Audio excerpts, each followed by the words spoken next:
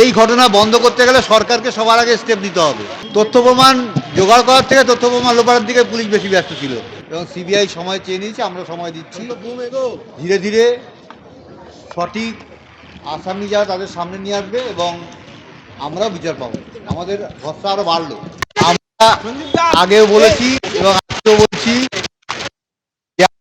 বিচার যতটা আমাদের সম্ভব আমরা সেটা করব।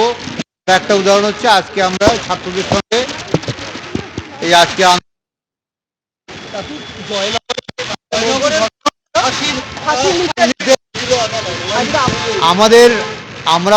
আমাদেরও বিশ্বাস আছে, তদন্ত যদি ঠিক মতন হয় আমাদেরও যারা আসামি থাকবে তাদেরও কঠোর থেকে কঠোর শাস্তি হবে।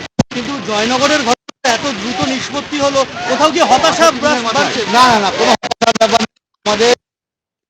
আমার মেয়ে একটা প্রতিষ্ঠানের ভেতরে খুন হয়েছে এবং একটা বন্ধ ঘরের সামনেই সুরক্ষিত জায়গায়।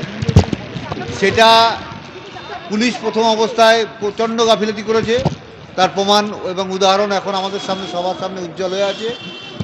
তারপরে যখন সিবিআই নিয়েছে, সিবিআইয়ের একটু সময় লাগছে এবং সিবিআই সময় চেয়ে নিয়েছে, আমরা সময় দিচ্ছি।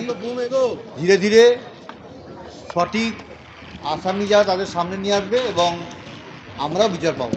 আমাদের ভরসা আরও বাড়লো আজকের ঘটনার পর। কিন্তু আপনাদের ঘটনা 100 দিনের বেশি পেরিয়ে গেছে, কিন্তু আমাদের তো সিবিআইকে সময়, প্রথম পুলিশ যা কাজ করেছে তার বিরুদ্ধে বিচার পেতে গেলে আমাদের একটু সময় দিতেই হবে।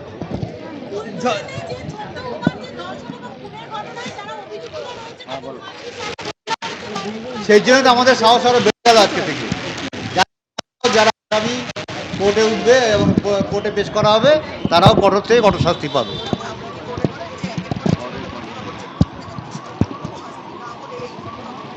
এই ঘটনা বন্ধ করতে গেলে সরকারকে সবার আগে স্টেপ নিতে হবে।